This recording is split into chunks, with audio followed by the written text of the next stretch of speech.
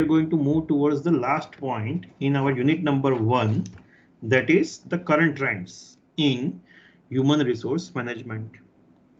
So in current trend, we can say that it at the present era is the era of internet. The 21st century is the century of, we can say, the internet, networking, and online. Even our teaching are taking place online nowadays.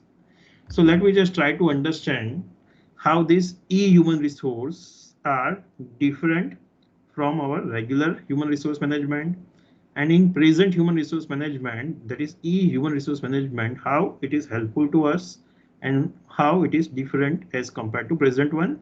What are the advantage and what are the disadvantage in that? So our today's point is e-human resource management.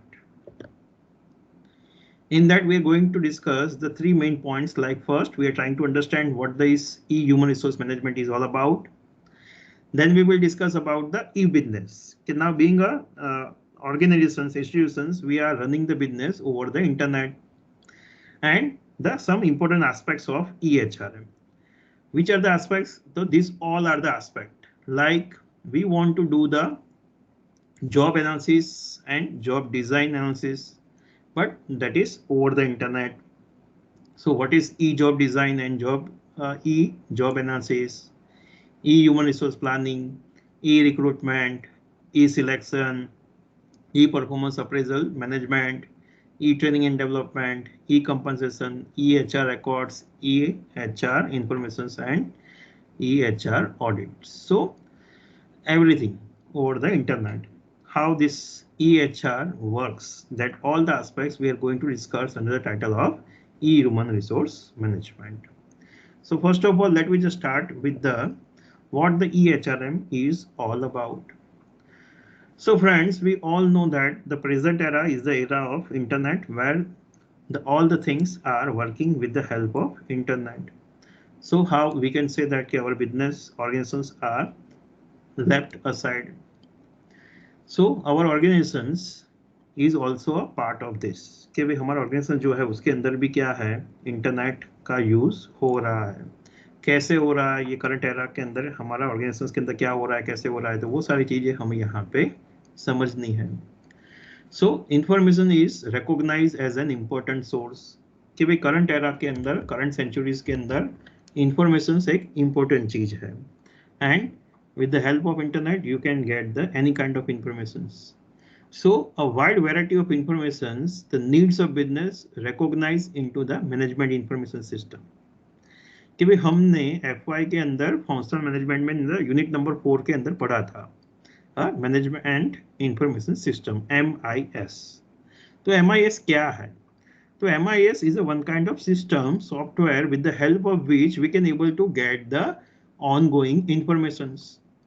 कि भाई MIS consist of the interconnected subsystem computers is an electronic tools used to collect, organize, interpret and communicate the vast informations with the great speed. कि भाई कोई भी organisation है तो वहां पे अगर उनके पास MIS सिस्टम है, सॉफ्टवेयर है, तो वो सॉफ्टवेयर के माध्यम से वो लोग क्या कर सकते हैं, ऑन गोइंग बेसिस पे, कंटिन्यूस बेसिस पे various kinds of information collect कर सकते हैं, उसको एनालाइज कर सकते हैं, उसको इंटरप्रेट कर सकते हैं और उसको कम्युनिकेट कर सकते हैं to the concern decision makers, so that they can able to understand what is going on in that particular era. तो फॉर एग्जाम्पल आपने FY के अंदर पढ़ा होगा कि भाई कि फॉर एग्जाम्पल है डी मार्ट है. तो डीमार्ट के अंदर ये मैनेजमेंट इंफॉर्मेशन सिस्टम कैसे वर्क करती है, वो अगर हमें समझना है सपोज, तो कैसे होगा कि फॉर एग्जांपल क्या होता है, डीमार्ट के अंदर जैसे ही बिलिंग होता है कि भाई बिलिंग काउंटर पे वो लोग क्या करते हैं, जस्ट रीडिंग द बारकोड्स, और बारकोड जैसे ही रीड होता है वो पूरी इंफॉर्मेशन, वो प्रोडक्ट की पूरी इंफॉर्मेशन उनके कंप्यूटर में आ जाती है. वैसे ही जैसे ही वो बारकोड रीड हुआ, सिस्टम वहां पे एंटर हुआ, वैसे ही वो मास्टर जो सिस्टम होगी उसके मास्टर डेटाबेस के अंदर वो चीज इंफॉर्मेशन चली जाएगी.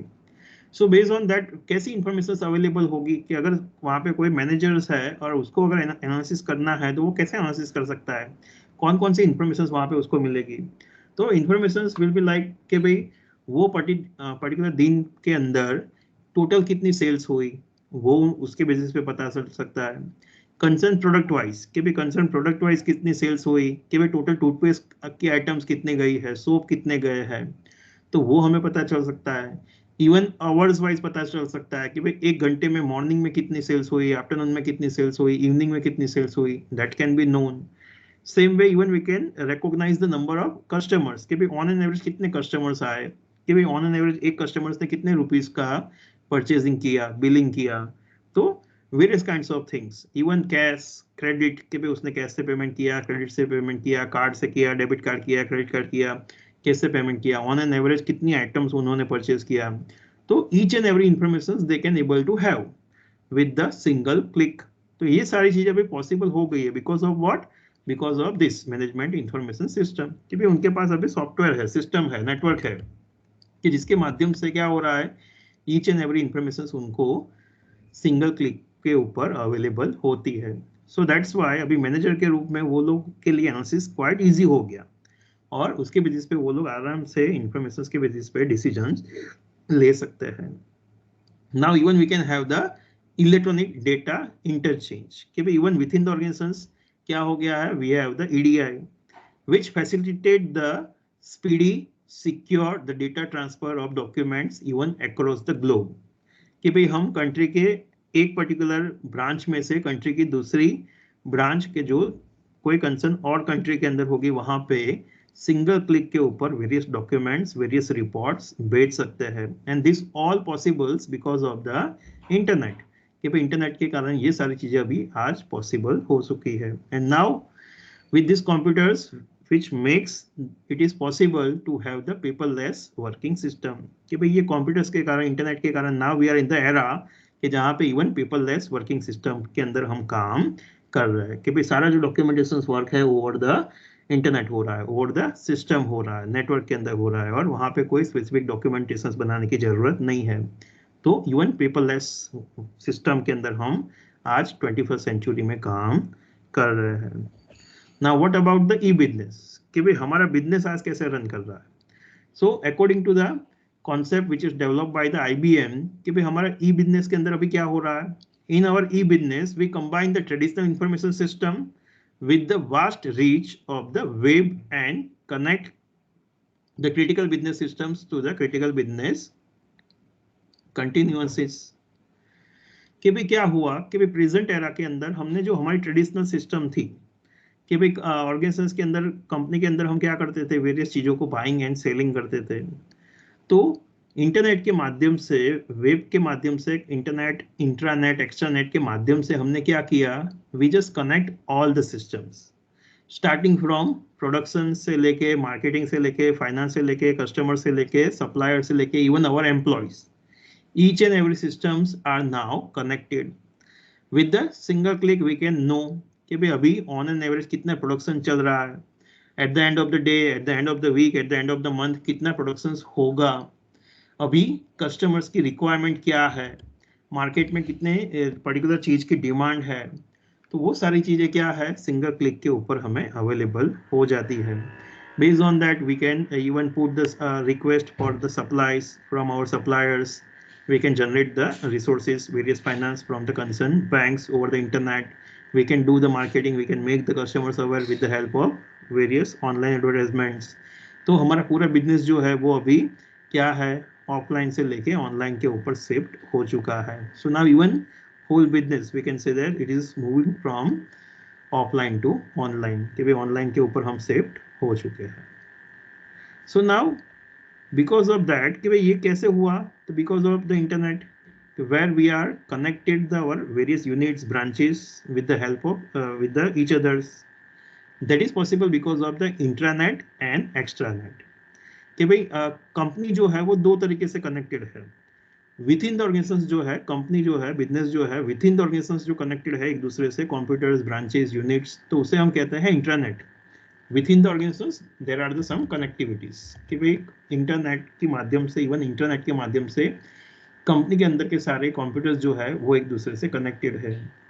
Same way even one organization can be connected with another organization कि for example we are the car manufacturers, फिर भी हमारा जो नेटवर्क है वो कंसर्न सप्लायर्स के नेटवर्क के साथ जुड़ा हुआ हो सकता है with the help of extranet, कि जहाँ पे हम B2B ट्रांजेक्शन्स कर रहे हैं, बिजनेस टू बिजनेस ट्रांजेक्शन्स कर रहे हैं, कि भाई हमें कार के अंदर जितने भी टायर्स चाहिए तो we are our system is connected with the MRF, और एज एंड व्हेन हमारा मैन्युफैक्चरिंग के अंदर यूनिट्स के अंदर कंसर्न स्टोर्स के अंदर जब भी क्या है ऑर्डरिंग लेवल पे पहुंच जाता है, हमारा computer system automatically order generate करता है और हमें सप्लायर्स के वहां पे ऑर्डर ऑटोमेटिकली क्रिएट हो जाता है and supplier going to send the goods, कि भाई वो क्या है कंसर्न गुड्स वहां पे बेच देगा।